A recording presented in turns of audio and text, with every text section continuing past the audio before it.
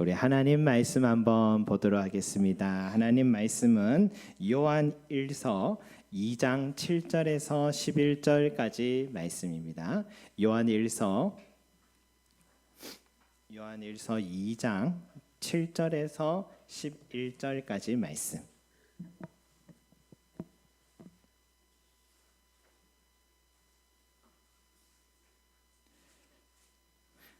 자, 우리 차신 줄 알고 우리 한 목소리로 함께 올려드립니다. 시작. 사랑하는 자들아, 내가 새 계명을 너에게 쓰는 것이 아니라 너희가 처음부터 가진 옛 계명이니 이 옛 계명은 너희가 들은 바 말씀이거니와 다시 내가 너희에게 새 계명을 쓰노니 그에게와 너희에게도 참된 것이라. 이는 어둠이 지나가고 참빛이 벌써 비침이니라. 빛 가운데 있다 하면서 그 형제를 미워하는 자는 지금까지 어둠에 있는 자요, 그 형제를 사랑하는 자는 빛 가운데 가여 자기 속에 거리낌이 없으나 그 형제를 미워하는 자는 어둠에 있고 또 어둠을 행하며 갈 곳을 알지 못하나니 이는 그 어둠이 그의 눈을 멀게 하였음이라. 아멘.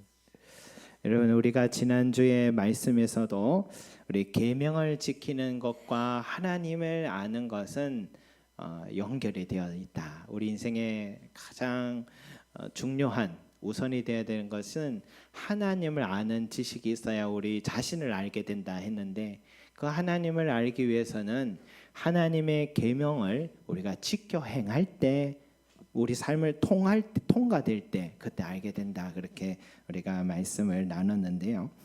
그러면 이렇게 사도 요한이 이 계명을 지킨다라고 할 때, 이 계명이란 많고 많은 계명이 있잖아요. 그 계명이 무엇을 지금 말하는 걸까? 오늘 그 말씀이, 그 계명이 무엇인지 이제 드러나기 시작합니다. 우리 7절 말씀 한번 같이 읽겠습니다. 시작. 사랑하는 자들아, 내가 새 계명을 너희에게 쓰는 것이 아니라 너희가 처음부터 가진 옛 계명이니 이 옛 계명은 너희가 들은 바 말씀이거니와. 여러분, 지금 사도 요한이 새 계명이 있고 또 옛 계명이 있다, 이런 말을 하고 있잖아요. 그건 뭐냐? 바로 형제 사랑을 말하는 겁니다. 형제 사랑을 말하는 거예요. 요한은 요한복음서도 썼고 요한서신도 썼고 요한계시록도 썼잖아요. 그래서 요한복음에 이렇게 그는 말합니다. 새 계명을 너에게 주노니 서로 사랑하라. 내가 너희를 사랑한 것 같이 너희도 서로 사랑하라. 요한복음 13장 34절을 말씀해 있어요. 그러니까 사도 요한이 말하는 새 계명은 서로 사랑하라입니다. 또 요한 서신에서도 이런 말씀이 있습니다. 부녀여, 내가 이제 내게 구하노니 서로 사랑하자. 이는 새 계명 같이 내게 쓰는 것이 아니요, 처음부터 우리가 가진 것이라 했어요. 그러니까 처음부터 우리가 가진 것, 바로 옛 계명을 말하는데, 그 옛 계명이 바로 서로 사랑하자 이거라는 거예요. 그러니까 서로 사랑하라는 계명은 새 계명만이 아니라 구약 성경에서부터 계속해서 강조되어 온 옛 계명이다라는 겁니다. 여러분, 서로 사랑하는 계명을 구약 성경 어디에서 우리가 발견할 수 있습니까? 바로 레위기 19장에서 발견할 수가 있습니다. 이 19장은, 레위기 19장은 바로 이웃 사랑을 강조하는 율법이에요. 어떤 말씀이냐면, 농사를 짓고 곡식 거둘 때에 밭 모퉁이까지 다 거두지 말아라.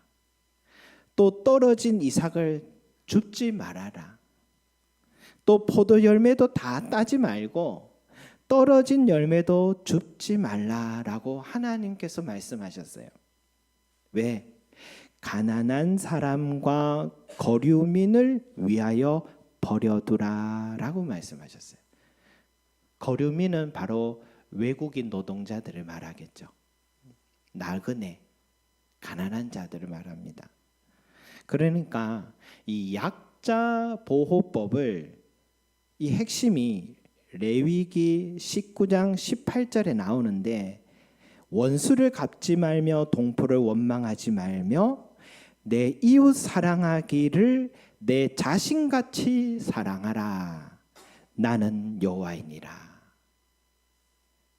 그래서 사도 요한은요, 서로 사랑하라라는 계명이 새 계명이 아니라 오래전부터 하나님께서 끊임없이 강조하신 옛 계명이다라고 말하는 겁니다. 여러분, 하나님은요, 가난한 자들도 기본적 생활할 수 있도록 이 복지 제도를 정착되도록 이 계명에다가 넣으신 겁니다. 그래서 룻기를 보면 보아스의 밭에 일찍 남편 잃었던 여인 룻이 그 이삭을 줍는 장면이 나오는데, 그거는 형제 사랑하라는 이 계명이 그들의 삶 속에 녹아 있는 장면인 겁니다. 율법은 모두 613개다라고 학자들은 말해요. 613개를 압축시키면은 10계명이 된다고 해요. 그러면 이 10계명을 응축시키면은 바로 2개의 계명으로 만들어진답니다. 바로 하나님을 사랑하라. 또 하나는 내 이웃을 내 몸과 같이 사랑하라였어요. 그래서 마태복음 22장에 한 율법사가 예수님께 이렇게 묻죠. 선생님, 율법 중에서 어느 계명이 가장 큰 계명입니까? 라고 물으니까 예수님 이렇게 대답합니다. 내 마음을 다하고 목숨을 다하고 뜻을 다하여 주 너의 하나님을 사랑하라. 이것이 크고 첫째 되는 계명이요, 둘째도 그와 같으니 내 이웃을 내 자신같이 사랑하라. 이 2계명이 온 율법과 선지자의 강령이니라. 성도 여러분, 구약 성경 바로 옛 계명이나 신약 성경 새 계명이나 하나같이 강조하는 계명은 서로 사랑하라라는 계명임을 잊지 마시기 바랍니다. 사도 요한은요, 교회 위기를 생각할 때에 하나는 바로 형제 사랑의 결핍이고 또 하나는 이단들의 공격이라고 생각했습니다. 그런데 오늘 말씀에 요한 1서의 말씀 보니까 형제 사랑에 관한 말씀을 먼저 하고 있다는 것은 인상적입니다. 뭐냐면 진리의 복음을 지키는 것만큼 형제 사랑은 교회의 존재 목적 이유라는 것이죠. 형제 사랑이 식으면 교회는 형식적으로는 건물로도 있고 뭐 사람들도 모여 있는 형식적으로는 서 있는지 몰라도 그 내적으로는 무너진 것과 다름없다는 말씀입니다. 그래서 요한계시록 2장에는요, 예수님께서 7 교회들을 다 순회하시면서 어느 교회는 칭찬하고 어느 교회는 책망하는 말씀이 나오는데, 그 중에 에베소 교회는 칭찬과 책망이 다 같이 있는 교회예요. 이 에베소 교회가 칭찬되는 건 뭐냐면 핍박 속에서도 너희 수고와 인내를 칭찬한다 했습니다. 여러분, 그 핍박, 고문, 예수 믿는다고 고문당하는 걸 참고 견딘다는 것은 정말 대단한 하나님의 사랑한 마음 없으면 안 되는 일인데, 그걸 해낸 교회가 에베소 교회입니다. 그리고 이단들의 공격 속에서도 얼마나 제자 훈련, 말씀 훈련을 잘 받았는지 다 방어하고 승리했다라는 것은 예수님이 칭찬하셨습니다. 그런데요, 그러나 너희를 책망할 것이 있나니 라고 하시면서 뭐라고 하시냐, 너의 처음 사랑을 버렸느니라. 말씀 공부 열심히 하고 핍박 속에서도 믿음 지켰다 해도요, 사랑하지 않으면, 사랑하지 않은 걸 회개하지 아니하면 교회에 촛대를 옮기리라. 여러분, 교회가 이 촛대가 없으면 교회로서의 사명을 감당할 수가 없는데 촛대를 빼앗아 가버리신다고 말씀하셨어요. 그만큼 교회의 생명은 서로 사랑하라는 사명, 계명 지킬 때에 생명이 있는 교회가 된다는 겁니다. 처음 사랑 버린 교회의 모습들은 어떻습니까? 고린도 교회를 보면 알 수 있어요. 교인들 간에 분열이 일어났어요. 나는 바울파다, 나는 게바파다, 베드로를 말합니다. 베드로파다. 나는 설교 잘하는 아볼로파다. 또 나는 그리스도파다. 4개로 갈라졌어요. 당을 지키시하고 끼리끼리 문화가 나타나기 시작해요. 이게 처음 사랑 버린 교회의 모습입니다. 또 고린도 교회는 이기주의 문화가 팽배했습니다. 당시 교회에도 주인도 있고 종들도 함께 교회 생활했잖아요. 주인들이 먼저 예배드리고 성만찬을 먼저 가집니다. 여러분, 당시 성만찬은 우리가 먹는 이런 조그마한 떡과 조그마한 포도주가 아닙니다. 그 시간은 애찬식이어서 참 가난한 자들이 유일하게 한 끼 배불리 먹을 수 있는 유일한 그 시간입니다. 그런데 주인들이 먼저 와서 자기들끼리 먼저 성만찬하면서 먹을 것을 가져와 자기들이 다 먹어버리는 거예요. 그러니까 일하고 늦게 온 종들, 성도들, 가난한 자들이 그때 와서 교회 와보니 먹을 게 없는 거예요. 그때 찾아온 이 마음 아픔, 그 소식 들은 바울은 강하게 질책하여 너희가 먹고 마실 집이 없느냐? 너희가 하나님 교회를 업신여기고 빈궁한 자들을 부끄럽게 하느냐? 여러분, 교회 안에 차별이 얼마나 큰 잘못인가를 질책하는 말씀인 겁니다. 또 교회 안에요, 서로 첫사랑이 없으면 으뜸되기 좋아하는 사람들, 자기가 머리 되려고 하는 사람들이 나타나기 시작해요. 사도 요한은 교회 장로 중에 가이오 장로와 같이 이 칭찬한 장로도 있었는데 디오드레베 장로 같은 사람을 향해서는 책망을 했습니다. 왜냐하면 디오드레베는 목회자를 청빙해서 말씀을 듣고 교회가 서가려고 하면은 디오드레베 자신의 말을 듣지 않는다고 주의 종을 쫓아내고 또 자기 말을 듣지 않는 형제들을 쫓아내는 그런 악행을 저질렀어요. 그래서 으뜸되기 좋아하는 디오드레베라고 불렀습니다. 여러분, 이 모든 것이 사랑이 식으면 나타나는 현상들입니다. 여러분, 한국 교회의 우리 현 상황을 통계로 내놓은 이 책이 나와서 우리 윤슬 책방에 주문을 해서 받아보았습니다. 그 내용에 보니까 이런 내용이에요. 오늘날 기독교인 46.2%가 외로움을 느낀다라고 응답을 했어요. 우울이 23%, 불안은 21.9%, 중독은 7.3%의 문제를 겪고 있다라고 말합니다. 고령화, 고립, 정서적 불안, 가족 해체, 정신건강 문제, 이런 취약성이 높아지면서 여러분, 교회 사회의 사역에 있어서 복음 전파와 우리 성도 간의 교제도 중요하지만 참 돌봄의 사역도 매우 중요해진 시대임을 나타낸 지표였습니다.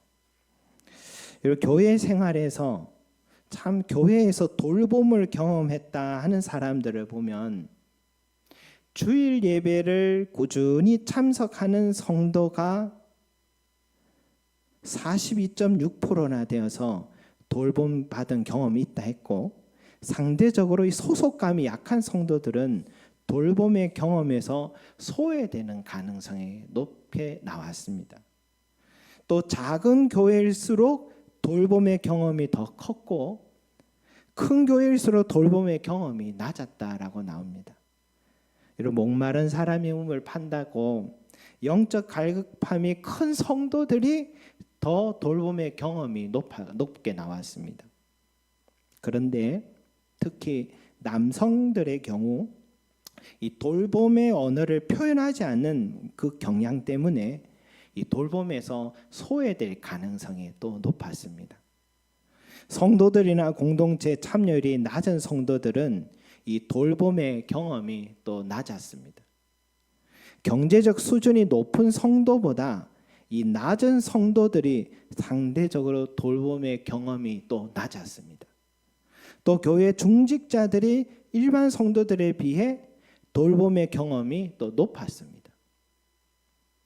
그리고 누가 돌봐야 하느냐 이 질문에는 이 전통적 교회나 목회자 연령층이 높은 교회일수록 돌봄의 사역은 목사, 중직자, 소그룹 인도자가 해야 된다라고 생각했고, 또 요즘 일반 성도들이나 연령층이 낮은 목회자들은 돌봄의 사역은 공동체 전체가 감당해야 한다라고 생각한다는 인식의 변화가 나타나기 시작했습니다. 이거는 시대가 변해가고 있음을 말해요. 교회 공동체 전체가 복음 사역 못지않게 이제는 돌봄의 공동체가 되어야 한다는 메시지를 전하고 있었습니다. 우리 송림제자교회요, 목회자, 또 중직자, 소그룹 인도자 혹은 은사자들만이 이 돌봄의 사역을 하는 게 아니라 우리 모든 성도들 서로가 신앙생활을 막 시작했거나 믿음이 약해진 성도들이 있다면 참이 고립이 있고 외로운 시대에 참 가족의 느낌을 받을 수 있도록 돌봄의 사역을 하고 처음 사랑을 회복하는 우리 송림제자교회가 되기를 소망합니다. 오늘 한 집사님이 이번 주 중에 동네 사람 중에 고독사했다 하는 이야기를 들으면서, 또 작년에도 한 청년이 동네에 고독사로 안타깝게 죽음을 맞았던 소식도 기억이 나면서 오늘 이 말씀을 생각할 때 내 이웃을 사랑하라라는 말씀에 참 우리 교회가 소홀했구나 돌아보게 되었습니다. 성도 여러분, 교회의 생명은 사랑입니다. 하나님의 말씀을 잘 가르치고 배워도 이단들의 공격을 잘 방어해도 믿음 생활 핍박을 환경 속에 굳건히 믿음 지켜내도요, 우리가 사랑이 없으면, 서로 사랑하지 않으면 교회는 생명을 잃게 된다는 사실을 잊지 마시길 바랍니다. 여러분, 또 하나 우리 생각해 볼 것은 왜 사도 요한이요 서로 사랑하라라는 옛 계명이 있는데도 오늘 8절 말씀에 보니까 다시 내가 너희에게 새 계명을 쓰노니라고 그렇게 말하고 있을까요? 여러분, 서로 사랑하라는 옛 계명은 예수님으로 인해서 이제 새 계명이 되었기 때문입니다. 우리 8절 후반에 보니까 이는 어둠이 지나가고 참빛이 벌써 비침이니라. 또 10절에도 보니까 그의 형제를 사랑하는 자는 빛 가운데 거하여 라는 말씀 있죠. 그러니까 사도 요한은 항상 빛은 예수 그리스도임을 강조하고 있습니다. 예수님 스스로도 나는 세상의 빛이니 나를 따르는 자는 어둠에 다니지 아니하고 생명의 빛을 얻으리라. 요한복음 8장 12절에 말씀하셨죠. 여러분, 사도 요한이 옛 계명이 있는데도 다시 너희에게 새 계명을 쓴다면서 서로 사랑하라라는 이유는 옛 계명과 새 계명이 같은 말을 하지만 그러나 뚜렷한 차이가 있기 때문에 다시 쓴다고 말하는 겁니다. 어떤 차이냐? 첫째는 기준의 차이입니다. 옛 계명에서는 뭐라 합니까? 내 이웃을 내 몸과 같이 사랑하라라고 했지만 새 계명에서는 내가 너희를 사랑한 것 같이 사랑하라라고 말씀하기 때문이에요. 그 기준이 옛 계명에서는 우리 자신이 기준이었는데 이제는 새 계명에서는 예수님이 기준이 된 것입니다. 예수님처럼 사랑하는 게 이제 서로 사랑의 계명이라는 거예요. 구약 시대는 내가 나를 아끼고 사랑한 만큼 이웃을 사랑하면 됩니다. 그러나 신약에는 예수님이 우리를 사랑한 것만큼 사랑하라는 말씀이죠. 예수님의 사랑 어땠어요? 베들레헴에서 가난한 동네에서 태어나서 갈릴리 지역은 풍요롭긴 한데 대부분 부자들은 예루살렘에 살고 갈릴리에는 소작농들이 살았다고 합니다. 일생을 그 가난한 자들의 삶에 함께 하시면서 예수님 위로하셨잖아요. 과부와 창녀와 세리 다 소외되고 죄인 취급받은 사람들과 예수님은 늘 친구가 되셨어요. 사마리아 사람의 사랑을 높여주셨고 사마리아 땅에 굳이 찾아가서 한 여인을 구하셨고 간음에서 죽게 된 여인을 지켜주셨고 한 어린아이의 도시락도 감사히 여기셨고 제자들의 발을 친히 씻겨주셨고 십자가에 죽으실 때는 자기를 못 박고 손가락질한 자들을 위해 용서의 기도를 하셨고 부활 후에는 배신한 제자들 하나하나 찾아가 용서하고 죄책감에서 사명감으로 바꾸어 주셨고 새 계명은요 우리에게 예수님께서 사랑하신 것처럼 너희도 서로 사랑하라라고 말씀하셨습니다. 또 둘째, 여러분 어떤 차이가 있냐면 계명을 행하는 주체의 차이입니다. 그러니까 누가 계명을 지키냐 이거예요. 갈라디아서 2장 20절에 그런즉 이제는 내가 사는 것이 아니요 오직 내 안에 그리스도께서 사시는 것이라. 요한복음 15장 5절에 나는 포도나무요 너희는 가지라. 그가 내 안에 내가 그 안에 거하면 사람이 열매를 많이 맺나니 나를 떠나서는 너희가 아무것도 할 수 없음이라 했습니다. 그러니까 서로 사랑하라는 계명만큼 지키기 힘든 계명은 없습니다. 예수님만큼 지켜라는 계명만큼 힘든 계명은 없습니다. 우리의 본성을 거스르는 계명이기 때문이에요. 하지만 그리스도의 빛이 우리 안에 거하면 그 빛으로 인하여 우리는 계명을 지킬 수 있다라는 말씀이죠. 태양열 발전기를 보면요, 그 태양광 패널 자체에는 아무런 에너지를 발산할 수가 없죠. 그러나 태양광 패널이 받기 시작하면 발전기에서 에너지가 발산되는 거죠. 마찬가지입니다. 우리 자신에게는 사랑할 수 있는 힘이 전혀 없습니다. 그러나 이 사랑의 본질이신 하나님을 가까이 할 때 그 사랑이 우리에게도 흘러 넘쳐서 우리가 사랑할 수 있는 것입니다. 여러분, 손양원 목사님 우리나라에서 참 역사적으로 너무나도 귀한 분으로 기억되고 있는데 전남 여수 지역의 그 애양원에서 이 한생병 환자들을 돌보면서 평생 목회를 하셨습니다.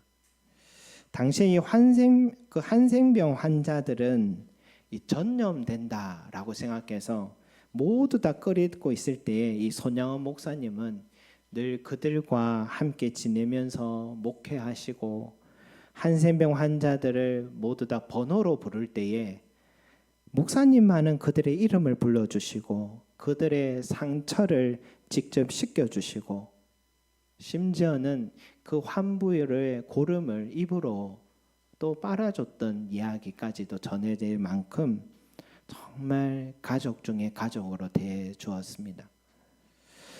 신사참배를 또 거부해서 감옥살이도 하고 나온 후에 이 애양원으로 돌아가서 더불어 사역도 하는데 이 목사님에게도 감당할 수 없는 시련이 찾아왔어요. 1948년 10월에 여수 순천 사건이 일어났을 때 이 목사님의 두 아들 동인이와 동신이 형제가 기독교 청년이라고 이 총살을 당하게 되었습니다. 대학생이 되었고 고등학생이 된 다 큰 아들들이 죽었는데 이 목사님의 마음이 얼마나 고통스러웠겠습니까? 그런데 자신의 두 아들을 죽이는데 앞장섰던 그 안재선이라는 청년이 붙잡혔습니다. 그런데 이 손 목사님은 그를 처벌하지 말아 달라고 탄원서를 쓰고 후에는 그 사람을 자기의 양아들로 삼았습니다. 이 아들들의 장례식에 손 목사님은 이런 감사의 글을 올렸어요. 나 같은 죄인의 혈통에서 순교의 자식들을 주신 것을 감사합니다. 미국 유학 같은 큰 축복보다 천국에서 더 좋은 상급을 받게 된 것을 감사합니다. 원수까지 사랑하라는 주님의 말씀을 실천할 기회를 주신 것을 감사합니다.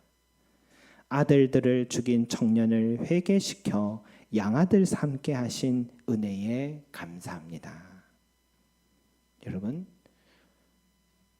우리 손양원 목사님의 그 인품의 탁월함을 지금 말하는 게 아닙니다. 우리도 그와 같이 할 수가 없습니다. 손양원 목사님이 이렇게 새 계명을 지켜 행할 수 있었던 힘은 예수 그리스도께서 그에게 빛으로 오셔서 힘을 주셨기 때문에 가능한 일이었습니다. 성도 여러분, 우리도 새 계명을 받은 자들입니다. 그러면 우리는 어떻게 해야 이 새 계명을 지킬 수가 있을까요? 우리 9절에서 11절 말씀을 한번 같이 읽겠습니다. 시작.